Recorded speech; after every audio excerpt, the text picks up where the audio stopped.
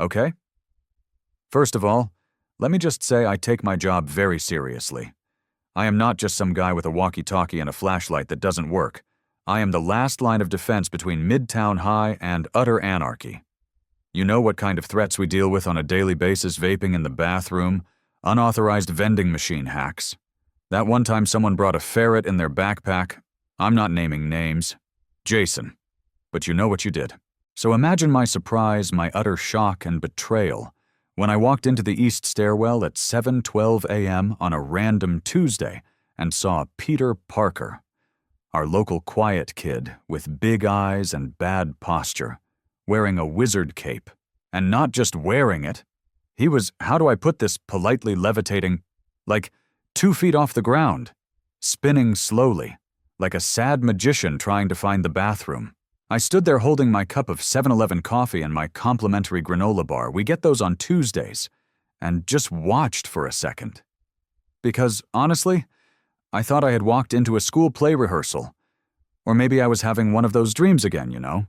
The ones where you forgot to wear pants and also gravity stopped working. But no. It was real. Peter saw me, blinked like he just realized physics existed, dropped to the ground with a thud, and tried to act casual. Like, "Oh, hey, Mr. Rodriguez. Didn't see you there, just doing some stretches." I looked him dead in the eye and said, "Peter, why are you dressed like Dr. Strange?" And this kid, this nerd, bless his heart, says, Halloween. It was February. I didn't say anything. I just squinted, took a long sip of my lukewarm coffee, and backed away slowly like he was a raccoon in a suit. And you know what? That should have been the end of it. I should have clocked out, gone home, and written it off as just another Peter Parker moment. But things escalated. Later that day, I started noticing weird stuff. And I don't mean teenager weird, like trying to vape through a hoodie sleeve. I mean universe-level weird. First, Flash Thompson came running down the hall screaming, I knew it, Peter's Spider-Man, and I was like, Flash, calm down. You also said the cafeteria chili was a government experiment, but he had video, blurry, shaky, but definitely showed Peter climbing a wall with what looked like 8 limbs. Either that, or Peter had finally lost it and built himself a spider Gundam. Then some random guy in a green bathrobe and metal goggles showed up in the parking lot and threw a car at the flagpole. I repeat, threw. Oh, car. At the flagpole. I called the front desk. Principal Marita picked up. I said, Sir, I think a science-themed homeless wizard is attacking the school. And you know what he said. Oh yeah, we've been getting a lot of that lately. Excuse me. Apparently, the entire administration was briefed on anomalies and interdimensional incidents. Meanwhile, Carlos Rodriguez, certified security professional, was just out here dealing with kids sneaking off to kiss behind the band room while the multiverse was collapsing. So I decided to investigate. Like a real detective. Like Batman. But with a clipboard and a knee brace, I started keeping a log. Suspicious Peter activity. Entry .1, levitating stairwell incident. Entry .2, somehow in 2 classrooms at once. Entry .3, ran down hallway with glowing cube, followed by man in cape yelling something about ruining reality again. But here's the kicker. One morning, I walk into the staff lounge to grab my backup thermos, the one that doesn't leak as much. And who do I see? Peter Parker. And another Peter Parker. And one more Peter Parker. 3 of them. All eating string cheese and arguing about physics. And not like what's gravity physics. No. They were arguing about how many universes could collapse before causing memory decay across quantum strands. I stood there with my coffee thermos halfway to my lips, blinked, turned around, and walked straight into the vending machine. Didn't even flinch. One of the Peters called out, Hey, Mr. Are you okay? And I, in my infinite grace and dignity, said, Yep, totally fine. Just having a mild stroke. I stumbled into the janitor's closet and sat on a bucket for 15 minutes, trying to remember if I took my blood pressure meds that morning. From that day on, I knew something was up, something big, and a humble security guard with a laminate badge and Crocs with extra grip, had somehow become the only sane man in a school full of Spider-Man wizards and multiverse breakdowns, and I hadn't even gotten my dental benefits yet. That night, I went home, looked myself in the mirror, and said, "Carlos, you're not just here to break up hallway makeouts anymore. You're part of something larger." And then the mirror flickered, and I saw myself wink. Except it wasn't me. It was another me, wearing a wizard cape. I screamed! My wife screamed! My dog threw up! That was the night everything changed. That was the night I realized I wasn't just a security guard.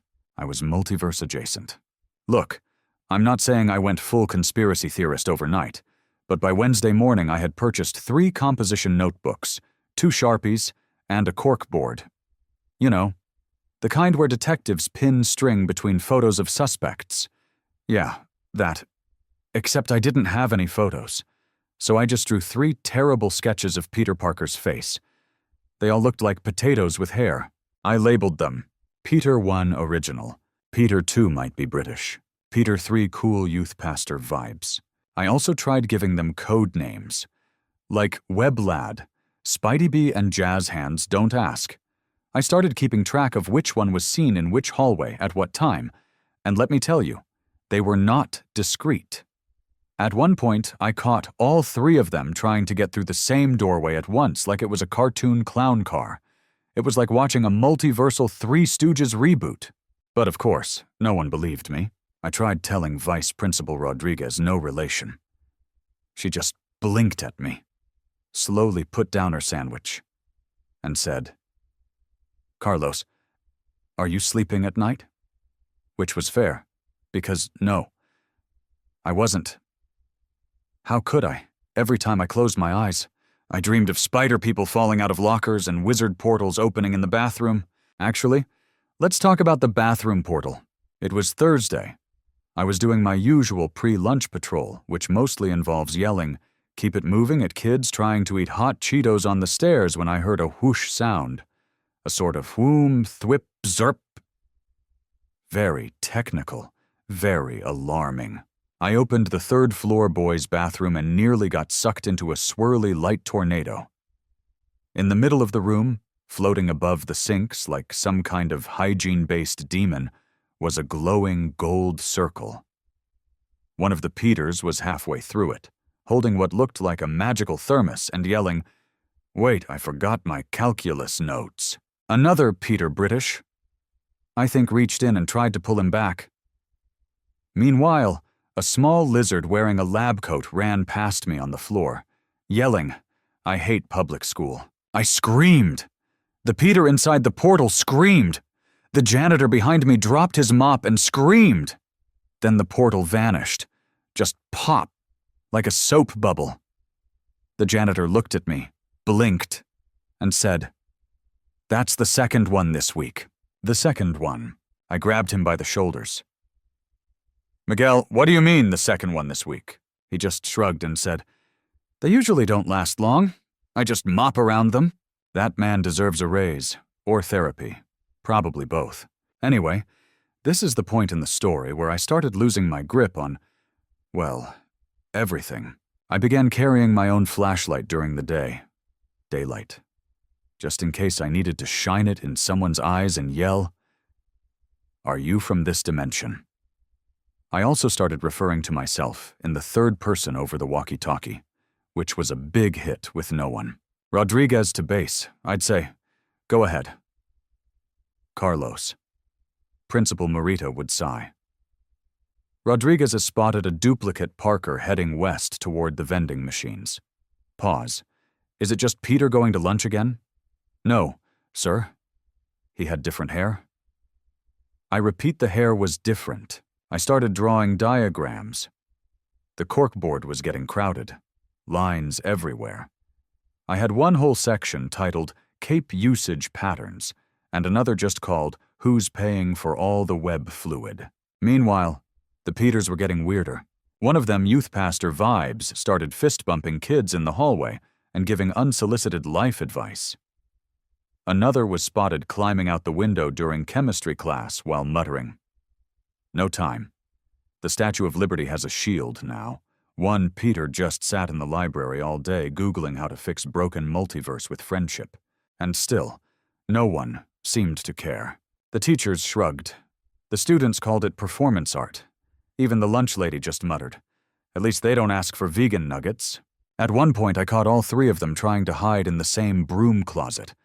When I opened the door, they screamed in unison. "Not now, Mr. Or, you know what I said? I said, too late. Boys, I'm part of this now." And I was deeply, emotionally, existentially, I started dressing differently. Swapped out my standard security guard polo for the tactical vest I bought in 2012, when I thought I'd become a paintball instructor. Wore aviator sunglasses indoors. Made a badge that said Multiverse Compliance Officer in Comic Sans. Did I have authority? No. Did it feel like I did? Also no. But it made me look like I had authority. And sometimes that's all you need when you're confronting a fourth-dimensional Peter Parker with a grappling hook. Then came the incident with the flying lunch tray. It was pizza day. I was just trying to get a slice. I had waited in line. I was being patient, respectful, maybe even hopeful. Suddenly, wham! A tray flies across the cafeteria, spins mid-air, and hits me directly in the face with a slice of pepperoni. Everyone gasps. A few kids cheer. One kid live-streams it and says, "Yo, this is peak multiverse energy." I wipe sauce from my eyes. Look up, and there they are. 3 Peters, all pointing at each other, all yelling, "It was him." I snapped. I threw down my pizza. I pointed dramatically at all 3, and I screamed, "That's it! I'm calling Nick Fury." I don't even know if Nick Fury is real, but it felt like the right threat. 2 of the Peters ran. One just vanished. Poof! Gone in a cloud of sparkles and teen anxiety. And me, I stood in the middle of the cafeteria, covered in cheese, holding a walkie-talkie that no one was answering, and realized something important. I was in way over my head. But you know what? I had a clipboard. I had Crocs with traction. And by God, I had questions. Let me start by clarifying something that should be obvious. I am not a violent man. I've only ever punched 2 people in my life. One was my cousin Oscar during a very heated Monopoly game, and the other was a cardboard cutout of Dwayne "The Rock" Johnson that startled me in a Walgreens at 2 a.m. So when I say I interrogated Peter Parker with a Nerf gun, what I really mean is I conducted a highly unprofessional but extremely necessary multiverse security screening using available resources. Let me back up. It was the Monday after the pizza tray incident. I was already on thin ice with the administration. Apparently, yelling at 3 teenagers mid-lunch rush is not appropriate conflict resolution. Meanwhile, the janitor was sweeping up exploded interdimensional glitter and muttering something about how this school used to just have drama club fights, not quantum ripples. I was determined to get to the bottom of it. So I did what any underappreciated, slightly paranoid security guard would do. I made a plan. Step 1, identify which Peter Parker was our Peter Parker, the local one.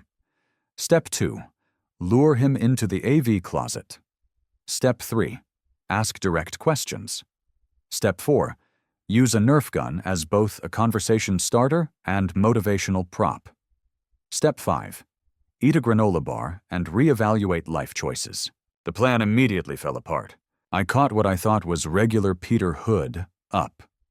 Backpack slouched, walking like he had both secrets and back pain, trying to sneak into the science wing. I called out, "Peter," and he turned around and said, "Which one? Which is not the answer you want when you're already questioning reality." I said, You're coming with me. Security protocol." He asked, "Am I in trouble?" I said, "Only if your blood type is not from this dimension." That seemed to confuse him enough to follow me. We got to the AV closet, very official, Smelled like melted plastic and 2007. I pulled out my Nerf gun, bright orange, fully loaded with foam darts, some of which were slightly chewed by my dog. Captain Pickles. I pointed it at him and said, "Okay, talk." He looked at me like I had just tried to threaten him with a banana. "What is this?" he asked. "Security protocol. That's a Nerf gun, multiverse-compliant foam weapon." I corrected, "Is that peanut butter on the trigger?" "Maybe." "Answer the question." He didn't even flinch, just casually leaned against the wall and said, "Look, man, I'm Peter. I go here. I've always gone here. I'm the same Peter you saw throw up on picture day." "Huh?" That was convincing, but I couldn't let my guard down. "Then tell me," I said, lowering the Nerf gun slightly, "why I've seen you, yourself, and a third, more fashionable you all wandering around the cafeteria like some kind of hoodie-based boy band." He hesitated, blinked, then said the most suspicious thing he could have possibly said. "It's complicated. Complicated. That's Marvel speak for we can't explain it in under 6 movies." So I raised the Nerf gun again and said, "Listen, kid, I've watched Loki, I've read Reddit, and I've listened to 3.5 episodes of a podcast called Quantum Beef. I know when something weird is happening. And this is multiversal mayhem." He stared at me for a long second, then said, and I swear this is verbatim, "Okay, fine. But if I explain it, you can't tell anyone, especially the janitor. He's got too much on his plate." I nodded solemnly, I won't say a word. And that's when he reached into his backpack and pulled out a donut. "Want one?" he said. "It's from another timeline where Duncan still makes crullers." And that's when HR walked in. Apparently, someone, probably Flash Thompson, who lives to snitch, saw me lead Peter into the AV closet with a weapon Nerf. But still, and reported it as suspicious and possibly foam-based violence. Mrs. Brennan from HR is 5'2", wears orthopedic sandals, and carries a clipboard like it's the hammer of Thor. She looked at me, looked at Peter, looked at the donut, and said, "Mr. Rodriguez, we need to talk." They pulled me into a meeting room and made me sit in the low chair. You know, the one that sinks every time you move, like it's gaslighting your spine. "Carlos." "Mrs. Brennan began. "We've had several reports of unusual behavior, yelling in the hallways, referring to students as alternate versions, drawing what we can only describe as Spider-Man conspiracy art on whiteboards, and now bringing a Nerf weapon to school." I tried to defend myself. "It's not a weapon. It's multiverse negotiation equipment." Mrs. Brennan just blinked. "Did you also try to install reality anchors in the chemistry lab using old microwaves and duct tape?" No comment. They suspended me for 24 hours. Not fired, thankfully, just strongly encouraged to take a personal day and reflect on professional boundaries and the difference between Marvel movies and real life. So I went home, angry, betrayed, still covered in glitter from Portal Incident Narva 3. I sat on my couch, ate 4 slices of cold pizza, and rewatched the video I secretly recorded of the 3 Peters high-fiving in the hallway while yelling "Spider Bros." And I thought to myself, this is real. I know it's real. They may have taken my badge. They may have taken my Nerf gun. They may have password-locked the whiteboard in the teacher's lounge. But they couldn't take my truth, because somewhere out there, a portal is swirling. A lizard scientist is taking attendance. A Peter Parker is forgetting his calculus homework across dimensions. And I, Carlos Rodriguez, suspended security hero, would not rest until I found out what the hell was going on. Okay, so I wasn't supposed to be at school that day. I was on a 24-hour suspension. Remember, take time to reflect. They said, reconnect with reality. They said, please stop duct taping anti-portal charms to the vending machines. They begged, but I had a gut feeling. You know the kind, the one that starts deep in your stomach, just behind the regret and 2 microwaved hot pockets, and whispers, "Go back to the school. Carlos. They need you. Also bring snacks." So I did what any multiverse-adjacent security professional with an unshakable sense of duty and nothing better to do would do. I showed up anyway, in disguise. Now let's pause for a second to appreciate my brilliance. Did I wear my normal polo with the security patch? No. Too obvious. I wore a hoodie, a dark green hoodie with the sleeves cut off and Bronx Zoo staff written across the back in faded letters. Technically stolen from my cousin Louis, who got fired for trying to race a llama, I also wore a fake mustache over my real mustache. Because double mustache are zero suspicion. I entered through the boiler room. Not because it's cool, it's actually very gross and smells like burnt glue and teenager panic, but because the front desk lady has been way too alert ever since I asked her if she believed in string theory. I slinked through the halls like a ninja with a bum knee. At one point, I had to hide behind a vending machine for 12 minutes, while the band teacher walked past humming the Star Wars theme and eating a granola bar with weird intensity. Then I heard it. Thud. Whack. Ow, thud. Use the left, I am crash. Sorry, that would... New. It was coming from the janitor's closet. You know, the one near the theater wing. The one that smells like lemon-scented despair. I crept up, opened the door a crack, and what I saw inside made my soul do cartwheels. A full-blown Spider-Man training montage. I counted 3 Peters, maybe 4. One was hanging upside down from a mop hook, doing crunches. Another was shooting webs at a stack of wet floor signs like they were enemies in a first-person shooter. One was just reading a book on particle physics and muttering, "We really need a syllabus." And smack in the center, there was an actual chalkboard with the words, "Spider-Man Fight Club 2s and 3s, no webbing below the belt." You ever have a moment where everything makes sense and nothing makes sense at the same time? Yeah, that.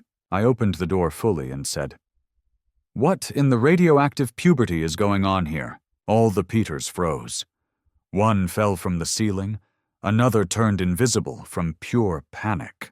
Youth Pastor Peter, he always looks like he's about to offer you a protein bar, and Life Advice stepped forward and said, "Mr. R, you're not supposed to be here. You're not supposed to exist in triplicate. But here we are." I snapped.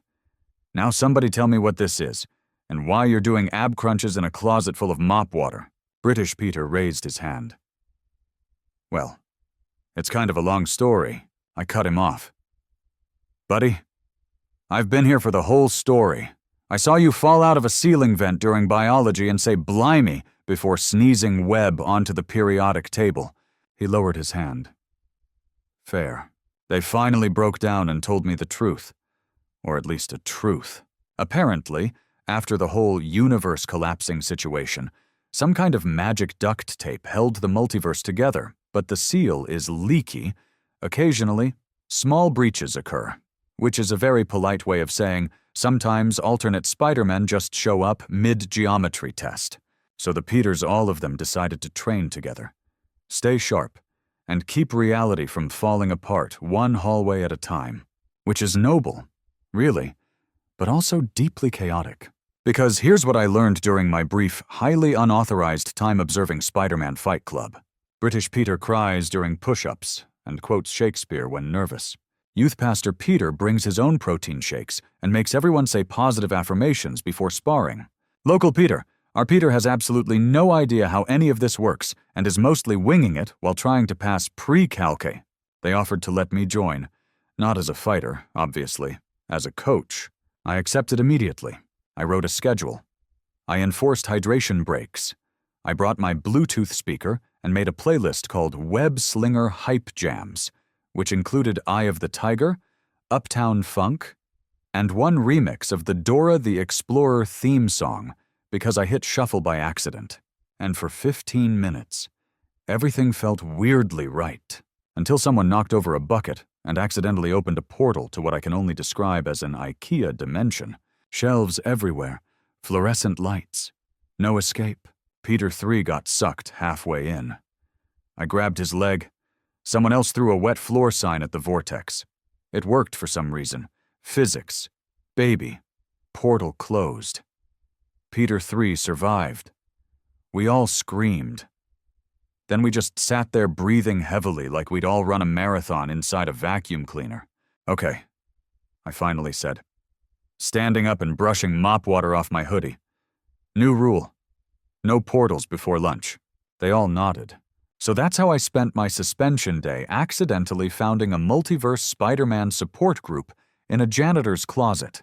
And as I left hoodie soaked, heart full, one hand gripping my Nerf gun just in case I knew something very important. This wasn't a job anymore. This was a mission. Let me tell you something nobody warns you about when you become the unofficial school liaison to the multiverse meetings. So many meetings, you'd think with all the portal hopping, quantum rips, and ceiling crawling, things would be more exciting. Nope. It's 70% chaos, 20% existential dread, and 10% awkward meetings with people way cooler than you. It started with a note, a literal sticky note slapped on my locker in the break room. It read, Mr. R. Meeting. Tonight? Rooftop? Bring snacks. P. No explanation, no details, just P, which could have been Peter, or Principal Marita, or a raccoon with handwriting. I didn't care. I saw rooftop and snacks, and I was in. So after school, I stopped by the corner store and grabbed what I thought were appropriate superhero refreshments. One jumbo bag of Cool Ranch Doritos, 2 sleeves of Oreos, a 6-pack of off-brand energy drinks called Zappo. The O had lightning bolts, and a rotisserie chicken, because it was on sale and I hadn't eaten lunch. I climbed up to the roof with the stealth of a man who has taken exactly 2 Zumba classes and wears orthopedic inserts. It took me 12 minutes, 3 minor shin bruises, and 1 deeply unnecessary detour through the art room. But I made it, and when I peeked over the edge, I saw them, 6 Spider-Men, just casually standing there, in full suits, in different styles. One had a hoodie, one had metallic legs. One looked like he was made entirely out of Instagram filters. They were arguing over who had the best web fluid recipe like it was the Great British Bake-Off. And in the middle of it all, Peter, our Peter, looking like he'd rather be doing algebra in a swamp. I climbed over the ledge with my grocery bags and said, "Hope nobody's gluten-free." Everyone turned. One Spider-Man gasped, one waved, one did a backflip, which I think was meant to be friendly but mostly just made me spill Zappo all over my pants. Peter ran up. "Mr. R, you made it." Why are you holding a whole chicken?" I wasn't sure what the vibe was. I said, setting it down like a sacrificial offering. Also, it's lemon herb. They accepted the snacks immediately. Like wild dogs at a barbecue. The hoodie Spider-Man crushed 2 Oreos between his fingers and inhaled the dust like he was trying to absorb its soul. Once the sugar settled, Peter stood in the center and said, "Okay, roll call." They all started rattling off names and universes.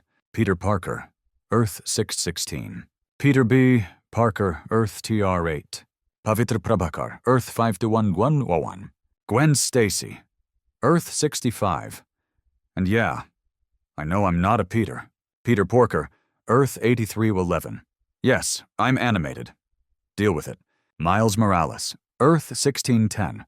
I'm just here for the vibes. My head spun.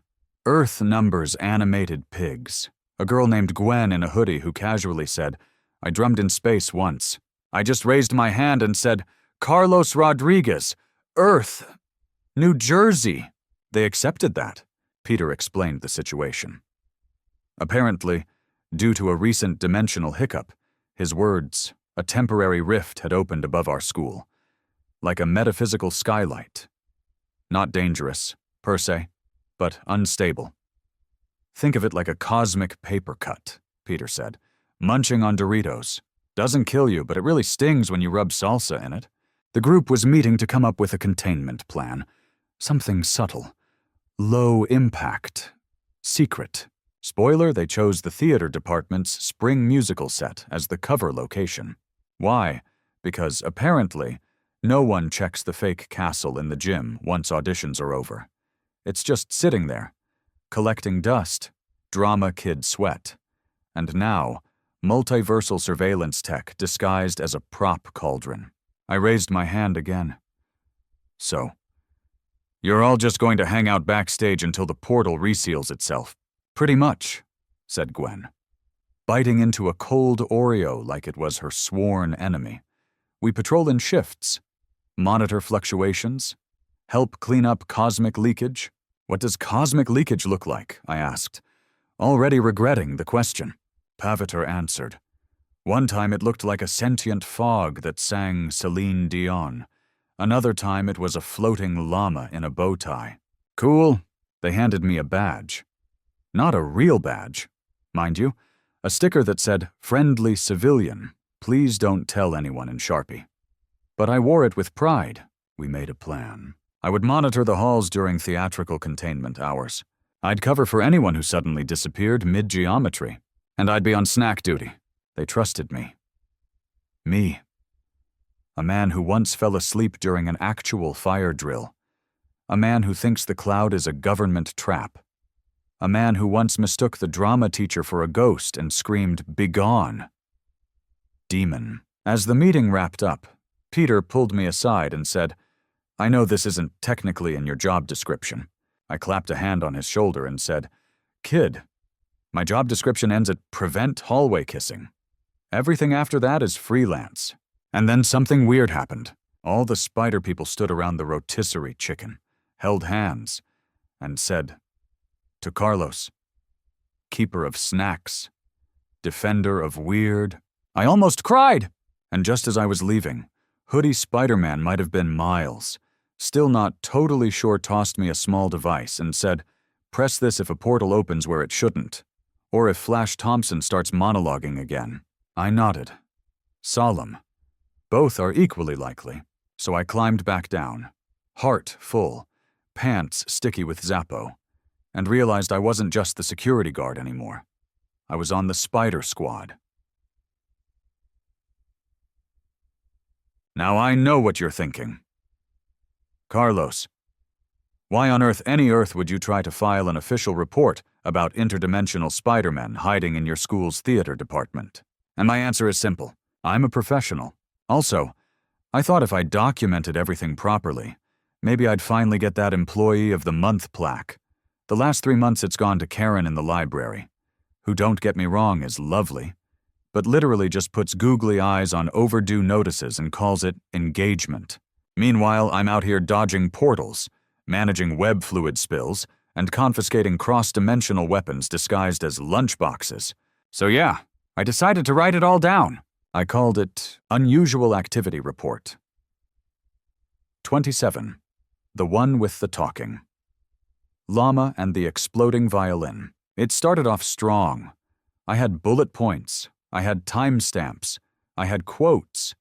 I even drew a small diagram of the janitor's closet Fight Club circle, which looked like a spaghetti pile drawn by a squirrel. But then I tried to print it. Now, here's something you should know about our copier. It's cursed. Not like spooky haunted doll cursed. No, I mean budget cursed. This thing is held together with chewed gum, sadness, and possibly dark magic.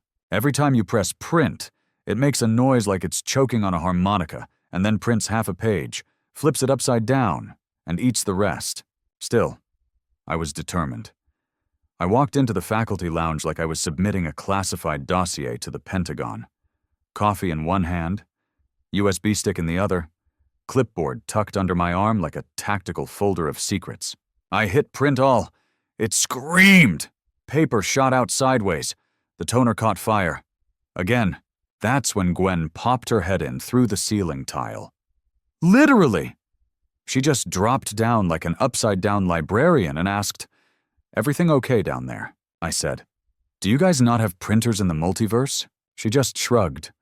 "We use holograms or telepathic spiders?" "Cool," I muttered, blowing out a small flame on my sleeve. "I'll just..." Fix it with elbow grease and blind faith. She left me a web cartridge refill and said, "Don't forget to redact names. We're trying to keep this subtle." Subtle? Right. Like a floating llama in a guidance counselor's office is subtle. Anyway, I eventually managed to print the report using the nurse's copier, which only works if you chant the names of 8 different cold medicines while patting its side gently. Don't ask how I know that. Point is, I had proof. I submitted it directly to Principal Morita's inbox, slid it in with flair, walked out like I'd just dropped a bombshell. 2 hours later, I got an email back. Short. Sweet. Pure corporate chaos. Hi, Carlos. Interesting read. Quick note. Let's try to keep memos under 50 pages. Also, someone found glitter in the staff bathroom again. Cheers. Morita, 50 pages is too much now. I included important appendices. There was a whole section on what to do if a portal opens in the music room. A detailed chart titled Peter Parker, Mood Swings, a study in hoodie color, even a glossary. But fine. You want to play games? Morita, you want to ignore the cosmic danger happening right under our bleachers. I went rogue, again. That afternoon, I held a secret meeting of my own in the janitor's closet. Me, Peter, British Peter. Miles still not 100% sure if he's real or a very charming hallucination. Gwen, and Hoodie Spider-Man. I stood in front of them holding a whiteboard and a half-eaten donut, and I said, "We need a new plan, one that doesn't involve HR." They were all ears. Metaphorically, one of them was wearing noise-canceling earbuds. But he gave me a thumbs up, which is enough in this economy. We decided on Operation Subtleweb. Here's how it works. I would install low-key surveillance gear across the school. Gwen would charm the drama teacher into letting them borrow the stage after hours. Miles would distract the nerds in the AV club with skateboard tricks and cryptic philosophy quotes. Peter, local edition, would pretend to be super stressed about finals, so his face always looked panicked, which is perfect camouflage. And me, I would monitor the hallways with a new custom-built toolkit. Walkie-talkie, thermos of questionable coffee. My nephew's baby monitor repurposed, Nerf gun filled with glitter darts, emergency snack pouch taped to my thigh. I was ready. That night, while doing hall sweep duty, I ran into Flash Thompson. Now, Flash, for context, is the kind of guy who still uses hair gel like it's 2004 and thinks being loud funny. He stopped me and said, "Hey, mister." Or any new alien sightings, or just babysitting the Peter Parker fan club again. I squinted at him, hard. "You ever wonder," I said slowly, "if your memories have been altered by a magic spell designed to protect the fabric of reality?" He blinked. What? I leaned in. Exactly. And I walked off, leaving him with the mental equivalent of a blue screen of death. I checked the stage. The portal detector, a repurposed old metal detector with a sticker that said, "Portal Go Brr," was quiet. Peter was fake crying in the library. Miles was showing off a triple kickflip in the cafeteria. And Gwen had successfully convinced the drama teacher that our town needed backup dancers in spandex. We were thriving, but just as I was doing my final sweep, the baby monitor in my back pocket started hissing. Static. Then a voice. Not Peter's, not any of the spider friends. A voice that said, "Rodriguez, he remembers, again." I froze. Looked around. Nothing. Then I heard a click, and something fell out of the ceiling. Not a person, not a Spider-Man, a single object, a badge, worn, metallic, glowing faint blue. It read, "Division of Dimensional Containment, Class D Observer, status reactivated." What the hell? Okay, deep breath, let's recap.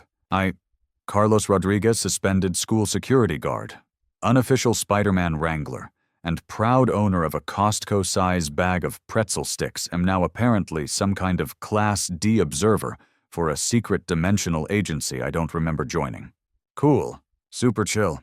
Just another Tuesday? Really? Let me walk you through what happened after the badge dropped out of the ceiling and into my carefully organized box of confiscated fidget toys. First, I stared at it. Then I poked it. Then I yelled, "Hello," like it was a tiny, bureaucratic Alexa. Nothing. Then it blinked once, a soft blue pulse, and projected a holographic interface directly onto the janitor's mop bucket. Very official looking. Lots of spinning icons and threatening red triangles. I read exactly 3 words before my left eye started twitching. Memory loop compromised. Then it just fizzled out, like a Windows 98 screensaver dying of old age. I pocketed the badge and sprinted to the cafeteria because I needed witnesses, preferably ones that wouldn't immediately send me to HR again. Peter was sitting at a lunch table, trying to unwrap a granola bar like it was made of radioactive snakes. Miles was attempting to balance a lunch tray on one finger. Gwen was sketching interdimensional energy maps onto a napkin using ketchup. I slammed the badge on the table. "Explain this." They all leaned in. Peter squinted.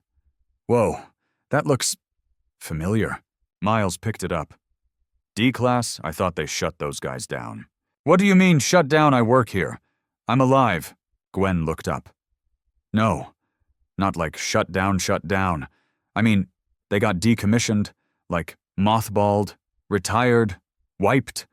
Most of them got memory scrubbed and reinserted into low-impact environments, like school districts." I blinked. "Are you saying I was one of them?" Peter nodded slowly. "It would explain a lot. You mean why I've been seeing weird stuff since the early 2000s and thought it was just extreme lactose intolerance?" "Yes," Gwen said, "exactly that. So yeah, apparently I used to be part of a shadow agency that monitored dimensional rifts, but they thought it'd be safer to memory wipe me and assign me to hallway duty. Because clearly nothing says low impact like a building full of teenage spider clones and sentient fog. But that wasn't even the weirdest part. The badge wouldn't stop glowing. It pulsed every time I got near a spider person. It blinked frantically near the vending machines, which, side note, is apparently now a hot spot for micro rifts, probably because of the nacho cheese setting. It straight up buzzed when I walked past Flash Thompson, which I really hope is due to dimensional instability, and not just because he's annoying. Eventually, the blinking got so bad I had to clip it to my belt just to avoid pocket burns. And of course, the second I walked into the cafeteria, with a glowing sci-fi belt buckle, all hell broke loose. Flash pointed. "Yo, Mr. R's a cyborg, I knew it." Then someone screamed, "He's a Terminator." Then someone else yelled, "Ronnie's gonna turn into a Tesla!" And suddenly I was surrounded by kids filming me, throwing mashed potatoes, and chanting Rodriguez, Rodriguez like I was some kind of cafeteria battle mech. Peter tried to calm them down.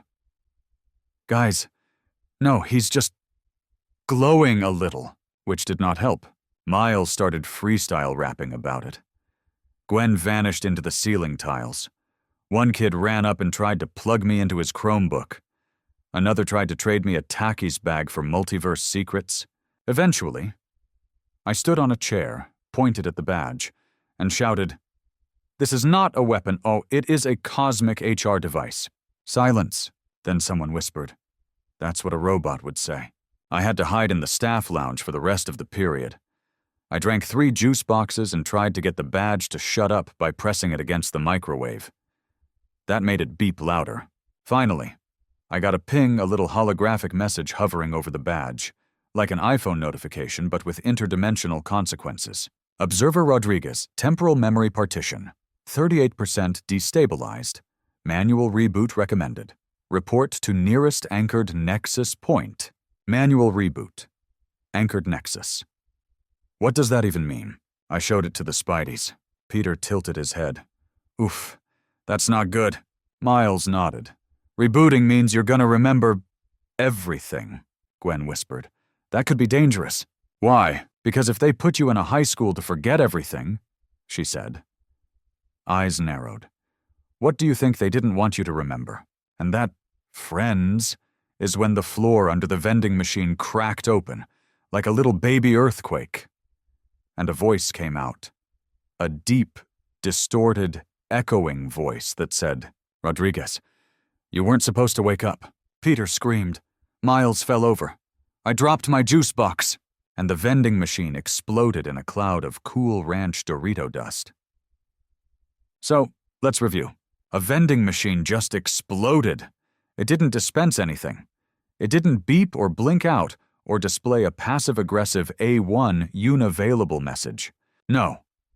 It opened a crack in reality, screamed my name in what I can only describe as Godzilla meets a fax machine, and then burst into a cloud of Dorito-scented cosmic regret. Peter was on the ground, clutching his knees. Gwen had pulled out some kind of scanner shaped like a taser and was muttering, "Oh, no, no, no. Not again. Not here." Miles tried to fight the smoke, with karate, and me, I stood there, half covered in Cool Ranch dust, holding a badge that was now blinking so fast it looked like it was trying to send an SOS to a spaceship. I did what any reasonable adult in my situation would do. I shouted, "If this is about the Snickers I stole in 2006, I apologize." The voice came again, low and vibrating through my teeth. "Rodriguez, return to the nexus point. The loop is fracturing. Now, to be clear, I have no idea what a nexus point is. It sounds like a sci-fi Starbucks where you order coffee and they accidentally send you to 1832. But Peter, our Peter slowly stood up, dusted Dorito particles off his face, and said, "Mr. R, I think you're the nexus point." Miles coughed. "Wait. He's a place." No, Gwen said, already scribbling notes on the back of a cafeteria tray. "It means he's the anchor, like the human Wi-Fi router holding this dimensional zone together." Miles blinked. "That makes less sense than my algebra homework." "Great. So, now I'm a human Wi-Fi router, with anxiety and a badge that won't stop buzzing like it's trying to hatch." I looked around at the smoking vending machine carcass. All the snacks were gone. Probably vaporized, or pulled into another dimension where Cheez-Its are currency. And right there in the center of the cracked floor, a metal circle rose up. A glowing, humming disk about the size of a dinner plate, with a tiny inscription around the rim. Class D observer access port. Biometric required. No refunds. Before I could say anything, the badge yanked itself off my belt and flew into the air like a paperclip getting sucked into a magnet. It snapped into the circle with a loud chonk and everything. I mean, everything went quiet. No kids yelling, no spider people whispering, not even the low hum of the school's flickering hallway light. And then, a voice, not the terrifying vending machine one. This one was calmer, female, kind of British. Sounded like if Siri graduated from Oxford and joined MI6. "Observer Rodriguez, biometric lock confirmed. Memory restoration in progress. Please remain still and hydrated." Hydrated. I immediately panicked and chugged the last half of Miles's juice box. It tasted like sour grapes and stress. Peter leaned in. "You okay?" "No," I whispered. "I haven't been okay since 1997, and now apparently I'm important, and I do not respond well to pressure unless snacks are involved." The disc beneath me lit up. Glowing lines snaked out from the metal like tiny neon spiders, connecting to the badge, the floor, and even my shoes, which is how I learned I had a hole in my left sock. Suddenly, my brain popped, like a zit filled with nostalgia. Memories hit me. Rapid fire. A white room with no doors. A wall made entirely of ticking clocks. A man in a lab coat saying, "Carlos, you're our most stable anchor." A spider, a literal floating holographic spider saying, "Remember this or it all collapses." And me yelling, "But I have plans. I was going to start a podcast about haunted fast food." Then darkness. I blinked. Back in the cafeteria, Peter was staring at me like I'd just told him his GPA was a lizard. Gwen was gently poking me with the tray. Miles was holding the juice box and whispering. Did I cause this? I stood up slowly. Okay. So? I remember. Some stuff. Gwen stepped forward. Do you remember the containment map? I remember a whiteboard with way too many arrows. I said, also a guy named Dwight who might have been a squid. Peter nodded. Yep, that's the Bureau. The Bureau. I said, tasting the words. Dimensional Oversight Bureau. D-O-B. Yeah. They shut us down. Said I was the last viable civilian anchor and dumped me in the school system. I paused. Which is honestly rude. Why would they shut it down? Miles asked. I looked at the cracked floor, the glowing badge, and the Dorito smoke still hovering in the air like a ghost of poor snacking choices. Because something was coming. I whispered. Something big. Something they couldn't stop. Peter looked pale. Like a villain. I shook my head. No, something worse. I turned slowly and pointed at the ceiling. Principal, they all froze. From another dimension, Gwen asked. Worse, I said. From this one? But they remember everything, and they want to restart the loop. Peter looked around. Wait. Are you saying our principal is part of a multiversal conspiracy to control reality through high school-based memory loops? Yes. Miles raised a hand. So, who is this principal? I stared at them. Then, in a voice quieter than a conspiracy theorist in a library, I said, Principal Morita has never aged. You ever confront your boss because you suspect they're an immortal interdimensional enforcer posing as a mild-mannered educator? No. Well, let me tell you it's awkward. First of all, you have to time it right. Can't just bust into the front office yelling, "Show me your portal." Morita, that gets you a second suspension, which I now know from experience. So I waited, watched, lurked in the hallways like a mall cop with trust issues, because I had to be sure. And let me tell you, the signs were there. He never blinks during fire drills. He eats lunch in the faculty lounge alone, facing a wall, no matter how many people are in the room. He once walked through a closed door without opening it. And during a staff meeting about cafeteria tray budgeting, he casually mentioned the heat death of the universe, then offered someone a tic-tac. But the real clincher, yearbooks. I went back through every yearbook since 1992, the year the school opened. Guess who's in every faculty photo? Principal Morita. Same face, same suit, same weirdly ageless haircut. It's like he took one staff photo and just keeps uploading it to Canva. Even the students noticed. Flash Thompson literally shouted in the hallway, "Yo, how's this guy not aged since my mom went here?" Morita just smiled and said, "Sunscreen. Sunscreen. My butt." So I made a plan. A simple, delicate, well-researched plan. Kick down the door to his office and yell, "I know who you are." Okay, maybe not delicate. I waited until after final bell. The school was empty except for Peter and Gwen doing portal scans in the gym and Miles skateboarding in the hall like physics doesn't apply to him. Again, I marched into the front office, holding my glowing badge like a holy relic. The secretary tried to stop me. I said, "It's security business." She asked. "Aren't you still suspended?" I said. "Only from regular dimensions." She didn't stop me. I opened the door to his office. He was already waiting. "Carlos?" Morita said calmly, sipping tea that was somehow steaming in a cup made of obsidian. To what do I owe the pleasure? I held up the badge. "Explain this." "Now." He set the cup down. Perfectly centered, like he had rehearsed it. "I see the loop is collapsing faster than we hoped," he said softly. Oh, so we're just admitting it now. So you do know what's going on," I said, taking a cautious step back in case he transformed into a bat or a Wi-Fi router or something. "Of course I do," he said. "You think we'd just drop a reality anchor like you into a public school unsupervised?" I blinked. I supervised myself. Very poorly.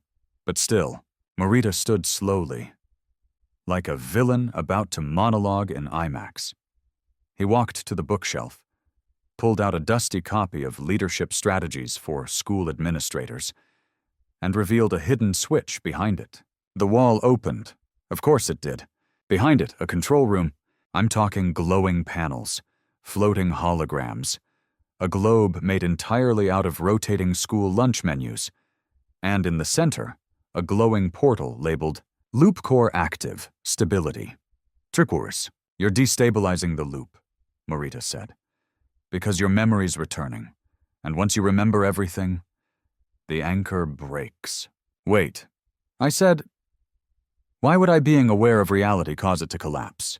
Because the loop runs on denial, Carlos, routine, bureaucracy, muffled intercom announcements. Once you see through it, he tapped his temple, it cracks. I was spiraling. So all those years I thought I was a background character in my own life. You were… Okay, that's rude. Suddenly, the badge on my chest lit up like a strobe light at a rave hosted by existential dread. The panels in the control room flickered. The holographic globe cracked. An alarm started to wail. Anchor breach! Anchor breach! Snack supply compromised! Morita's eyes narrowed. It's too late. And that's when I saw it. He blinked, but sideways, like a lizard or a corrupted NPC. I screamed, "What are you?" He tilted his head, containment. Then he split. I don't mean like ran away. I mean he split into 5 identical Principal Moritas, each slightly more glowy and stern than the last. Peter burst in behind me. Mr. We heard an alarm. Is that 5 Moritas? Yes, I shouted, and one of them is holding a mug that says, Voight 1 Reality Supervisor. Gwen skidded into the room, flipped over a chair, and yelled, They're loop clones, don't let them sink. Miles zip-zapped through the door sideways, did a kickflip off a copier, and yelled, Too late, they're sinking. All 5 Moritas began to chant in unison. You will forget. You will obey. You will fill out the lunch forms completely. A blinding light exploded from the center portal. My badge screamed. The walls shook, and a voice echoed through my head like it lived in my sinus cavities. Rodriguez, final choice, reset or remember. I looked at my team, the Spideys, my weird kids, my snack hoarders, my hallway chaos warriors, and I made the only choice that felt right. I screamed, I choose snack privileges and full consciousness. The portal imploded, time hiccuped, and everything went white. You ever confront your boss because you suspect they're an immortal interdimensional enforcer posing as a mild-mannered educator? No. Well, let me tell you it's awkward. First of all, you have to time it right. Can't just bust into the front office yelling, "Show me your portal." Morita. That gets you a second suspension, which I now know from experience. So I waited, watched, lurked in the hallways like a mall cop with trust issues, because I had to be sure. And let me tell you, the signs were there. He never blinks during fire drills. He eats lunch in the faculty lounge alone, facing a wall, no matter how many people are in the room. He once walked through a closed door without opening it. And during a staff meeting about cafeteria tray budgeting, he casually mentioned the heat death of the universe, then offered someone a Tic Tac. But the real clincher, yearbooks. I went back through every yearbook since 1992, the year the school opened. Guess who's in every faculty photo? Principal Morita. Same face, same suit, same weirdly ageless haircut. It's like he took one staff photo and just keeps uploading it to Canva. Even the students noticed. Flash Thompson literally shouted in the hallway, Yo, how's this guy not aged since my mom went here? Morita just smiled and said, Sunscreen. Sunscreen, my butt. So I made a plan.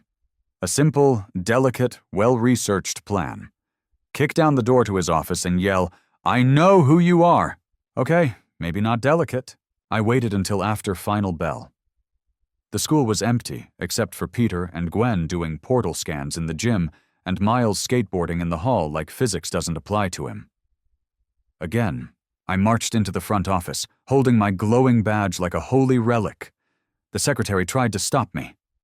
I said, It's security business, she asked. Aren't you still suspended? I said. Only from regular dimensions. She didn't stop me. I opened the door to his office. He was already waiting. Carlos, Morita said calmly, sipping tea that was somehow steaming in a cup made of obsidian. To what do I owe the pleasure? I held up the badge. Explain this. Now.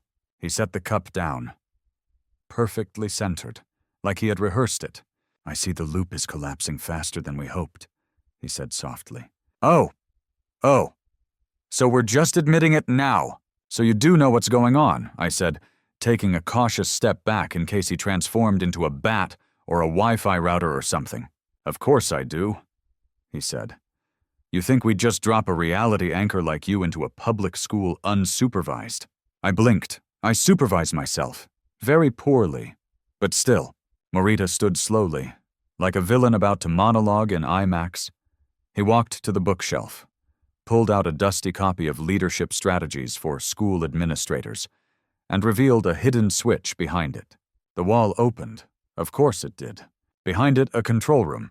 I'm talking glowing panels, floating holograms, a globe made entirely out of rotating school lunch menus.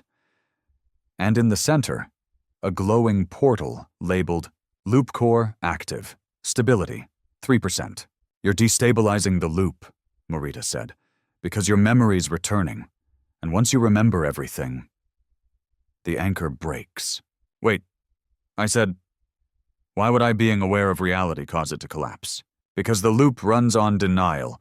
Carlos, routine, bureaucracy, muffled intercom announcements. Once you see through it, he tapped his temple. It cracks. I was spiraling. So all those years I thought I was a background character in my own life.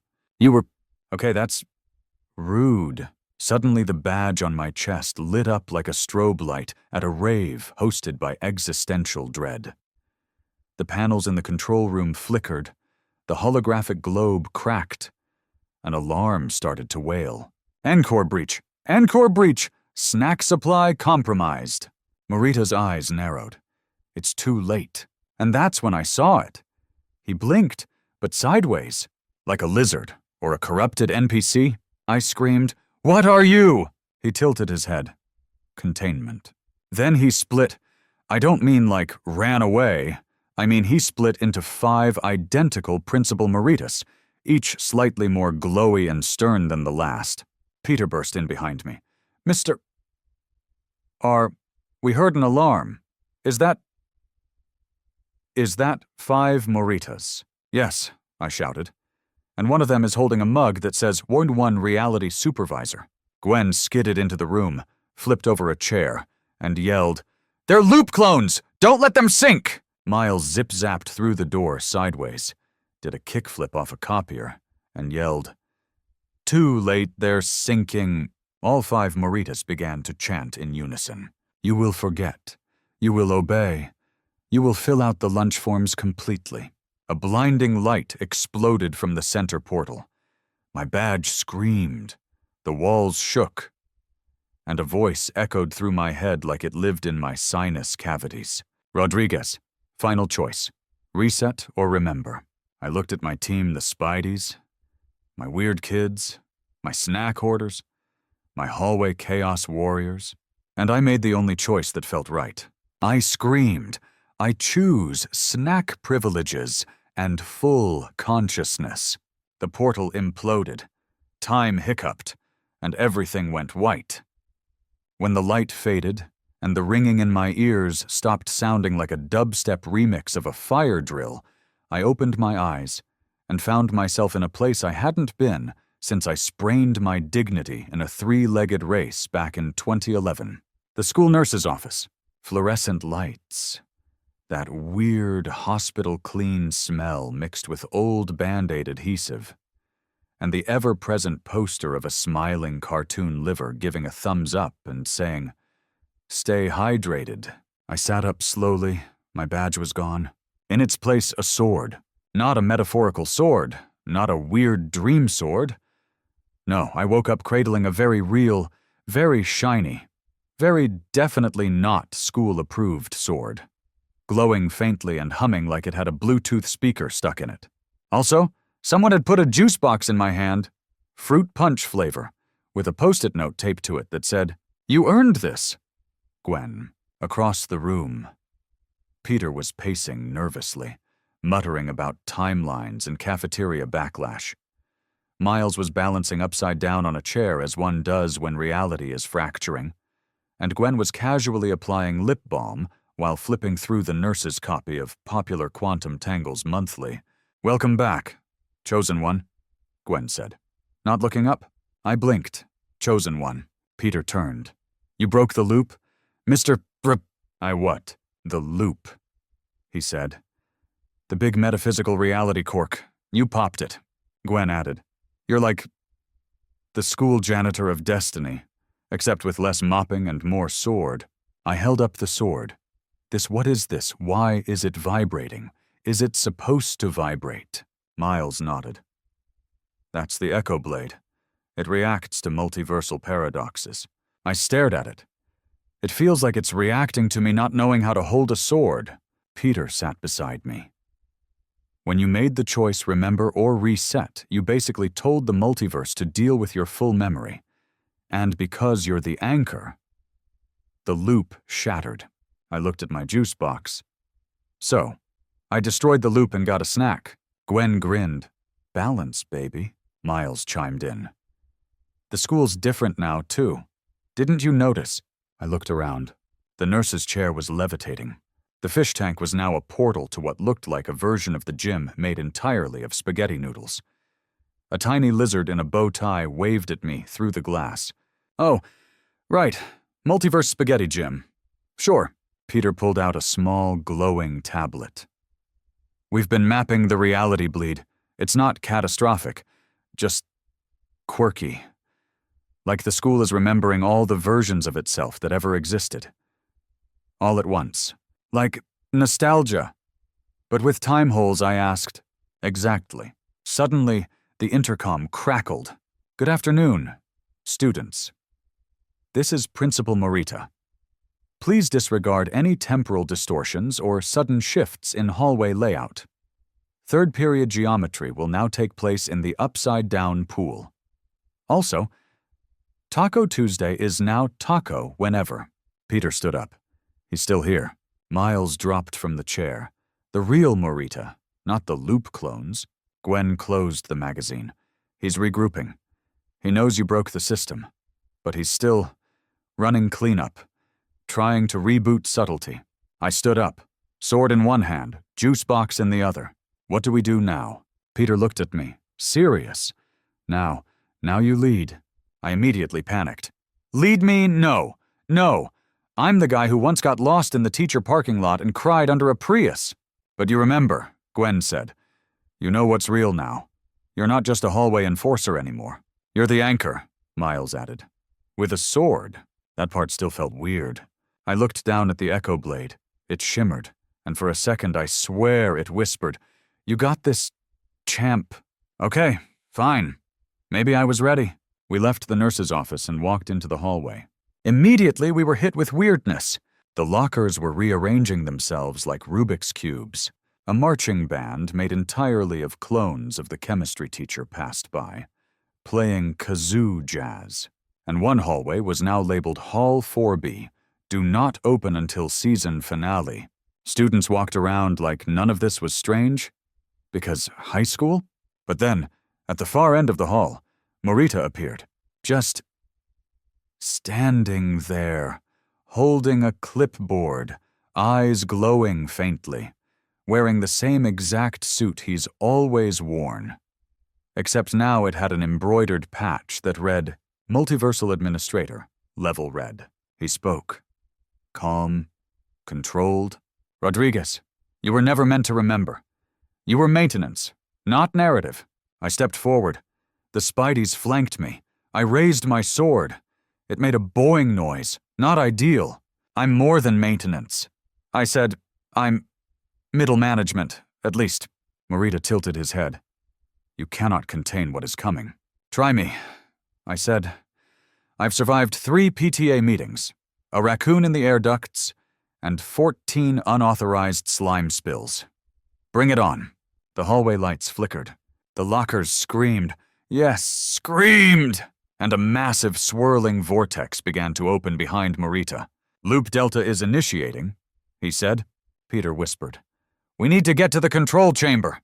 Gwen grabbed my shoulder. You have the sword. You're the only one who can shut it. Miles offered me the juice box I dropped. Final sip. I took it, slammed it, tossed the box, and said the line I never thought I'd say with total conviction. Let's go save the school. Listen, I'm not what you'd call battle-tested. Sure, I once wrestled a squirrel out of a vending machine in 2009. And yes, I've chased a feral cat out of the girls' bathroom using only a caution sign and raw confidence. But fighting a giant multiversal time octopus in the middle of the chemistry lab, that's new territory, even for me. Let me back up. After Morita opened that swirly doom portal and monologued about Loop Delta, or whatever bureaucratic cosmic nonsense he's up to, the school started shifting. Literally. Walls moving, floors rotating, lockers spinning like slot machines. One hallway collapsed in on itself and was replaced by what I can only describe as Minecraft, but existential. And in the middle of it all, the chemistry lab exploded. Not with fire, with tentacles. Time tentacles. Shimmering. Shifting. Covered in glowing clocks that ticked backward and made a squelching noise that will haunt me forever. The first tentacle slapped a periodic table clean off the wall. The second wrapped around a Bunsen burner and ignited what I can only assume was a low-level dimension. A portal opened, screamed, and immediately closed like it had stubbed its toe. Peter shouted, "It's Loop Custodian 9. They're not supposed to be awake yet." Gwen was already on top of a desk, flinging tiny blue devices that looked like sparkly USB sticks. We need to isolate the anomaly before it eats the entire class schedule. Miles skated in with a fire extinguisher and yelled, "I don't know what this does to time monsters, but I'm gonna find out." And I stood there holding a glowing sword that was now vibrating like it was trying to alert me to a late-night taco deal. The sword lit up with words across the blade. Anchored anomaly detected. Compatible target. Proceed with stabilization or destruction. Stabilization or destruction, I yelled. Can I vote for distraction? The time octopus turned to me. Its central eye blinked 3 times, first forward, then backward, then sideways, and it let out a roar that sounded like someone rewinding a VHS tape through a blender. I did what any responsible adult with 0 combat training would do. I screamed, "Yeah!" and charged. To my surprise, the sword connected. It didn't cut, exactly more like it absorbed the tentacle. The second I hit it, the blade glowed and sucked in a bunch of swirling light and a math test from 2007. Peter yelled, "Nice hit, Mr. R." "I don't know what I did," I shouted. "Do it again." Easier said than done. The octopus threw a desk at me. I ducked behind a rolling cart full of frog skeletons. Gwen tossed me a small glowing orb and said, "Stun grenade temporal grade." I stared at it. Do I throw it? No, you apologize to it, then throw it. That made 0 sense. But okay. I turned to the orb and said, "Sorry, little guy," and chucked it. Boom. Time rippled. The room aged 50 years and then reversed. A motivational poster on the wall grew a mustache, screamed, and disappeared. The octopus flailed. That was my chance. I leapt leapt off a lab table like an overweight Spider-Man with security clearance, and brought the echo blade down onto the main eye. The entire room froze. Then the sword absorbed the monster, sucked it right in like a cosmic vacuum cleaner. Time rewound, reformed, reset. The desks realigned, the ceiling uncracked. The motivational poster returned, now clean-shaven. And in the middle of the lab stood Principal Morita, arms crossed, frown activated. "You destroyed a loop enforcer," he said, voice low. "Do you have any idea what you've done?" "Yeah," I said. I cleaned up a chemistry lab for the first time in 30 years. He stepped forward. You're destabilizing the entire district. The loop kept everything in harmony, progress, predictability, detention slips that never needed to be mailed. The loop kept people from remembering. I growled.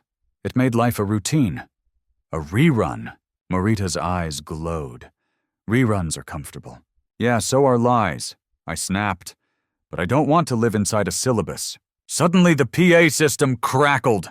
All faculty report to the stage. The loop is in final reboot mode.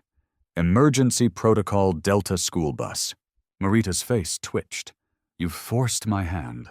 Behind him, a portal opened, not swirling this time geometric, angular, corporate. Out stepped Vice Principal Henderson, but 20 feet tall and made of pure static. Peter whispered, "That's a reboot agent." Miles stared. "He looks like a corrupted Google Doc." Gwen said nothing.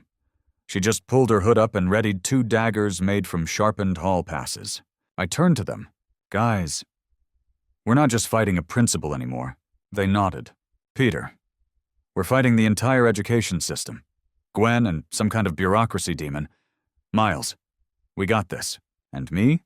I raised my sword, juice box still in one hand, and yelled, "For detention-free freedom." You ever lead a squad of multiversal spider teens into battle through the orchestra pit? Because I have. Twice, actually. But this time we were armed. Peter had his web shooters. Gwen had her hall pass daggers. Miles had a skateboard with dimensional grip tape. And I had a sword glowing so bright it could be seen from space, and a laminated visitor pass that somehow still said, suspended. The school was collapsing in on itself. Reality was folding like a pop quiz in a hurricane. Lockers screamed. Hallways blinked in and out of existence. One of the stairwells turned into an escalator made entirely of saxophones. Flash Thompson was live streaming it and yelling, "Yo, this is just like Fortnite, but deeper." And at the center of it all, the theater. Of course it was the theater department. The last bastion of unchecked emotion and chaotic lighting cues. According to Peter, the main stage had once served as a multiversal control node, disguised under layers of set paint, broken fog machines, and papier-mâché trees from a 1996 production of Into the Woods. We charged in, kicked open the double doors. There, under the spotlight, stood Principal Morita, now dressed like a villainous understudy for Les Miserables. His glowing clipboard had become a staff, with a glowing red orb at the top that pulsed like it was powered by forgotten lunch detentions, and behind him, a giant floating standardized test scantron suspended in midair, surrounded by swirling pages marked "Do not fold or spindle." Peter gasped. The Bureau's trying to reset reality through a final assessment. "Wait," I said. "They're trying to grade the entire multiverse." "Yes," Gwen said, grimly. "Multiple choice. No partial credit. No bathroom breaks. The monsters." Morita pointed the staff at me. "Rodriguez, stand down. Return to the loop. Your sword is not authorized for academic use." I stepped forward. "You made my life a rerun. You made this school boring on purpose." I had to fight a time octopus next to the eyewash station. Morita raised the staff. The orb pulsed. "Initiating final assessment. All citizens must select a Obey B, Obey C, Obey but in cursive D. None of the above error, not valid." Miles shouted, "He's locking choice behind compliance." Gwen threw her daggers. They hit the orb. It cracked. Just a little. Peter leapt from the catwalk and kicked Morita in the clipboard. Pages flew. One labeled Lunch Schedule Proposal 2038 caught fire mid-air. I raised the echo blade. The blade whispered, "Now, strike at the heart of rubric-based evil." "Was that the sword talking?" I asked. "Do it," it whispered again, more aggressively. So I charged. Through a rain of syllabi, past a wave of bureaucratic holograms yelling things like, unexcused, tardy detected, and please see me after class. Right to the base of the glowing scantron. Marita shouted, "Don't if you damage the rubric! You destabilize all expectations!" I screamed. "Good!" And I stabbed the test. Right in the bubble marked none of the above. Boom! Light exploded. The theater vanished. The stage was replaced by an infinite void filled with floating hall passes, rotating school bells, and what looked like an eternally weeping mascot suit. I floated in the center of it all, and a voice calm, clear, and very much the spiritual embodiment of standardized testing spoke to me. "Rodriguez, why do you resist assessment?" I held my sword high. Because life isn't multiple choice. It's open-ended, and some of us just draw stick figures on the margins. Okay, silence. Then, a ding, like a school bell, but heavenly. Correct. The sword pulsed. The void cracked, and reality snapped back into place like a rubber band slapping a chalkboard. Suddenly I was back in the theater. The scantron was gone. Marita, gone. Clipboard incinerated. Peter dropped from the rafters and gave me a thumbs up. Gwen was high-fiving Miles mid-air. A chorus of students had gathered outside the doors, peeking in like they were watching a student council election that turned into Infinity War. I collapsed into a theater seat. The sword quietly powered down, now humming the tune of the school fight song for some reason. Peter sat next to me. "You did it." I stabbed a test. I said, "I'm either a hero or a felony." Gwen tossed me a juice box. Miles added, "We're getting you a cape." I looked around. The school was still standing, a little singed, slightly reconfigured. The library was now a spiral tower made of iPads. But honestly, better than before. We'd stopped the loop, we'd broken the cycle, and somehow I was still just a security guard. But maybe now I was something more. So the loop was broken. The scantron was stabbed. Reality had recaffeinated itself. The vending machines were no longer possessed. The hallways had stopped rearranging themselves every time someone sneezed near a water fountain. And for the first time in 17 years, I walked through the school doors, not as a background character, but as someone who had wielded a cosmic sword and yelled for detention-free freedom while surfing a rolling desk chair into battle. Which is to say, I was feeling pretty good. I expected a thank you, a commemorative mug, maybe. What I didn't expect was to be called into the administrative office and handed a lanyard that said, "Faculty, Carlos Rodriguez, Department of Temporal Stability and Lunchroom Oversight." I blinked. What now? Technically, said the assistant vice principal, now apparently a fully resynced human named Pam. "You're the acting director of Anchored Reality Zones. Subdivision C, but that wouldn't fit on the badge. Also, your office is in the old driver's ed closet." I stared at the badge, then at the assistant principal, then at the sword, which I was still carrying in a guitar case. She smiled. "You get full benefits now." So, yeah, I was a teacher. Sort of, with no teaching credentials, but a glowing sword that hummed softly every time someone told a lie near me. Useful in parent-teacher conferences. My class schedule. Period 1, Dimensional Ethics and Hall Pass Responsibility. Period 2, Introduction to Multiversal Awareness with optional nap time. Period 3, Lunch Monitoring. Period 4, Advanced Vortex Suppression. I taught in the old supply closet. It had no windows, one upside-down desk, and a motivational poster that said, "The real final exam is inside you," which, frankly, was unsettling. The students loved it. Probably because I let them use reality-stabilizing slime as extra credit. Peter started TAing for me. Gwen guest lectured. Miles occasionally burst through the ceiling shouting, "Field trip," and dragged half the class into a pocket dimension filled with talking plants that gave pop quizzes. And me, I kind of thrived. I discovered I had powers. Not superpowers, more like janitor god powers. I could pause time for exactly 6 minutes if I squinted and held my breath. Summon a clipboard that listed every student's last known existential crisis. Speak fluent cosmic form fill out. And if I touched any vending machine with my sword, it would dispense exactly what I was craving, even if it hadn't been stocked in years. I got a Surge soda from 1998. Still carbonated, slightly judgmental. But here's where it got weird. One day, I'm sitting in my office, technically a storage cupboard between two realities, sipping dimension-proof coffee from a mug that says, "I don't believe in timelines," when the lights flicker. The sword glows. My new ID badge levitates, and the intercom crackles. "Rodriguez, they're coming." I froze. I tapped the sword. Define they. The room shook. My motivational poster peeled off the wall and flew out the vent. A ceiling tile screamed. The juice box I was saving for later exploded. The voice returned. "The Bureau is not gone. They have regrouped." Oh no, no, no, no. I thought I ended them.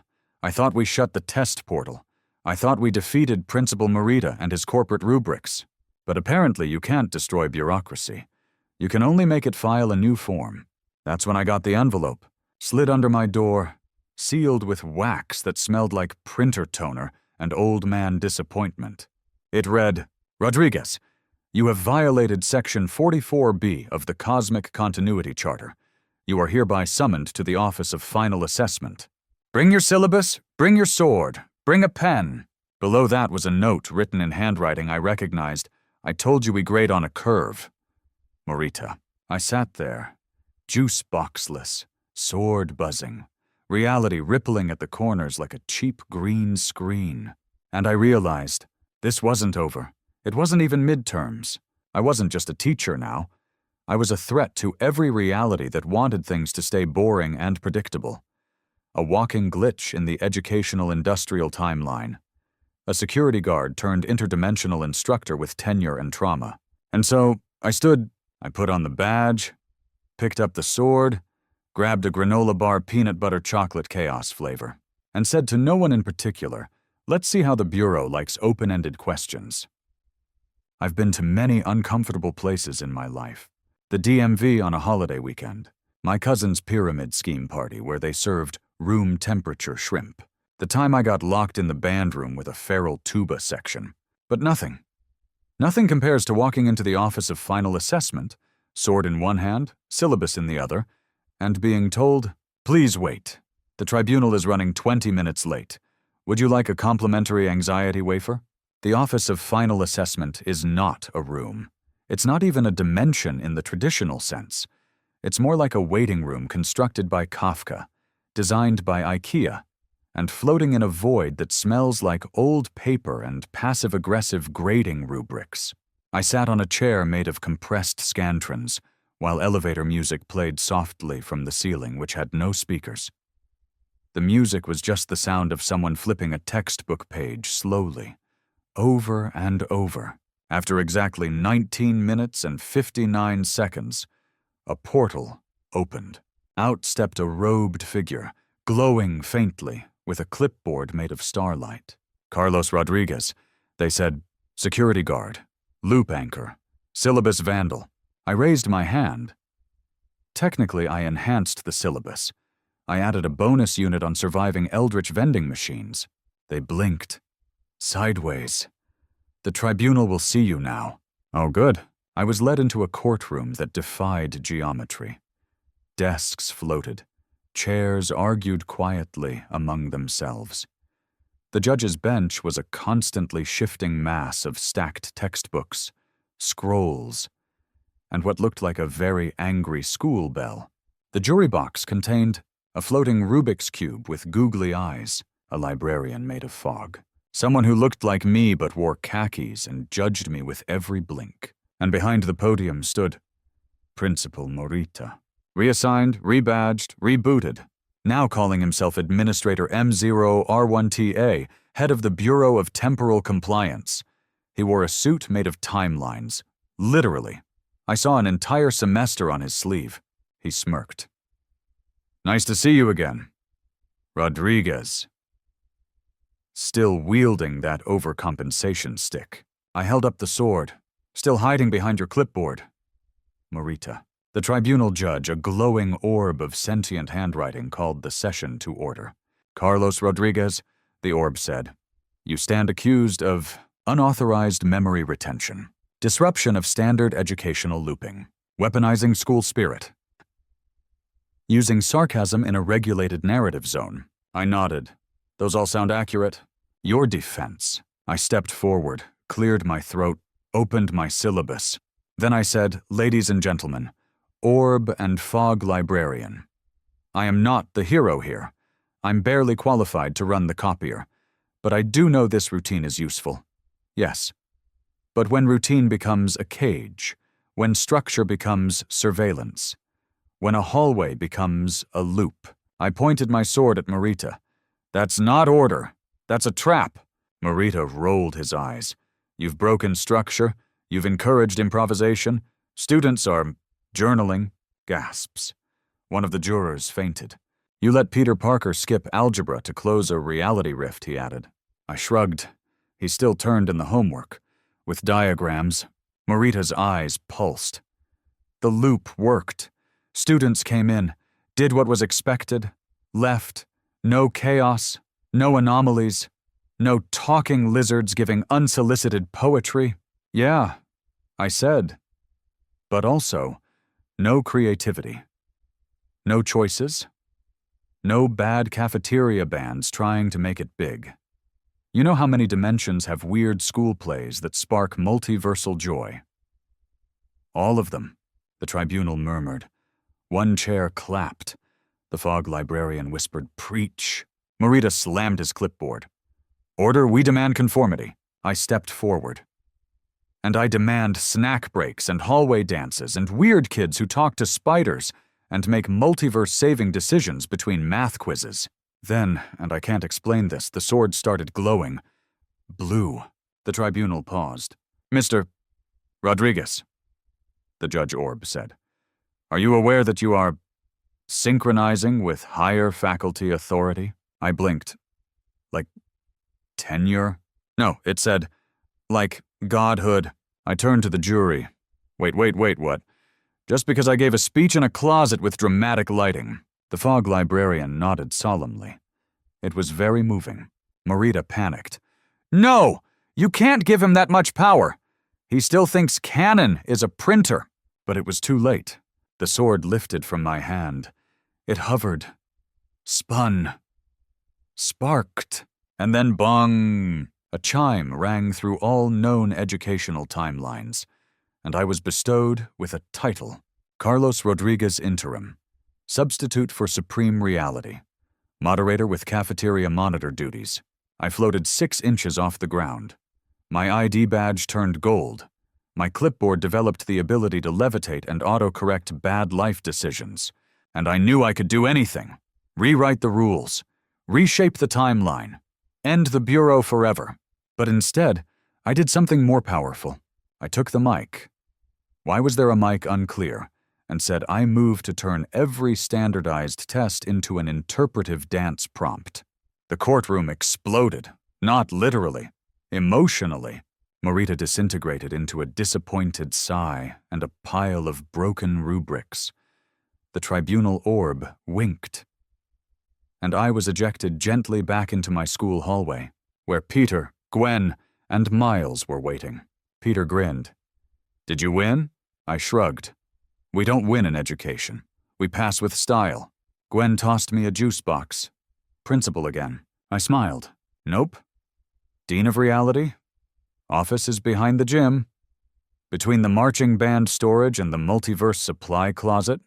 So here we are. The loop is broken. The Bureau is toast. Marita got erased into a cloud of resentment and discontinued testing strategies. And me, I'm technically the Dean of Reality. Still wear my old security vest. Though, gotta stay humble. And it has snacks in the side pockets. It's been a few weeks since I was declared a cosmic anchor of educational truth or whatever the tribunal called me, while I floated mid-air, glowing like a motivational poster that actually means it. Things have calmed down, sort of. The vending machines no longer scream when you press D3. The lockers no longer teleport to other dimensions unless explicitly asked, and the school finally switched back from Gregorian calendar to regular time, which means spring graduation is back on. And guess who got asked to give the keynote speech? That's right. Carlos, I once fought a time octopus with a mop handle Rodriguez. Look, I tried to decline. I really did, I said. Shouldn't the principal be giving the speech? And the vice principal said, you are the principal. And I said, what happened to the new guy? And she said, he blinked sideways and disappeared into the water fountain. Right. So now I'm standing on stage, in front of 312 students, half in caps and gowns, half in borrowed costumes from the theater department because apparently the graduation order got intercepted by a dimension that only prints wizard robes. I take a deep breath. I tap the mic. It sparks a little. The juice box in my vest vibrates with anticipation. Ladies, gentlemen, spider people, sentient fogs posing as students. Welcome to graduation. Polite applause. Gwen yells woo from the back row. Miles is standing on the ceiling like it's normal. I know it's been a weird year. I continue. We lost a hallway to a mini black hole. The vending machine unionized. The school nurse became a portal deity, and our lunchroom briefly turned into a choose-your-own-reality cafeteria line. Nods. One kid in the front row whispers, that chili was transcendent. But in spite of it all, you made it. You survived math. You battled metaphysical bureaucracy. You passed your final projects, even when your final project was a dramatic monologue delivered mid-air while being chased by a cloud shaped like regret. More claps. One tearful hug. Someone throws a sock puppet. And yes, I say, voice steady. You now live in a reality where time runs slightly sideways. Your diplomas are technically living creatures, and I am in charge of things. I pause. And honestly, that last one should terrify you more than anything else. Laughter, some nervous. But here's the thing. I say, stepping out from behind the podium, you've all seen the cracks. You've all felt it. That gnawing sense that the world isn't just flawed, it's looped. That the people in charge don't even remember who they were supposed to be anymore. I raise the sword now in staff mode. Very professional. It hums. You broke that cycle. You wrote your own questions on a test that only wanted you to color bubbles. You told the universe, no, I will not reduce myself to multiple choice. The students rise. Spontaneously. Some of the teachers too. Even the janitor Miguel, bless him, holds up a mop in salute. And now, I say, turning to the sky, as is tradition in exactly one known reality, I present to you. I press the sword into the air. Fziz-ziz-zwap! A portal opens. Not swirling. Not dangerous. Just bright. The graduation field trip. Gasps. Cheers. One kid faints gently into their own backpack. Peter runs up. Where does it go? I grin. Anywhere they want. Every world we never dared build. Every classroom still waiting to be imagined. Every weird lunch table conversation that deserves to echo across timelines. Gwen high-fives a raccoon wearing a robe. Miles skates directly into the portal, yelling, y'all, there's a dimension where gym class is just nap time. The students cheer, march forward, into possibility, into chaos, into whatever comes next. As they disappear into the light, one student stops, turns, hands me a small, handwritten card. It reads, thank you for not giving us the answers. You just reminded us we could write the questions. I smile. Pocket the card. Look up. The portal pulses once, twice, then seals. The courtyard is quiet, the world still, for once. I sit back in the principal's lawn chair, technically sacred now, open my juice box, and say to myself, Carlos, you didn't just survive high school, you graduated the multiverse.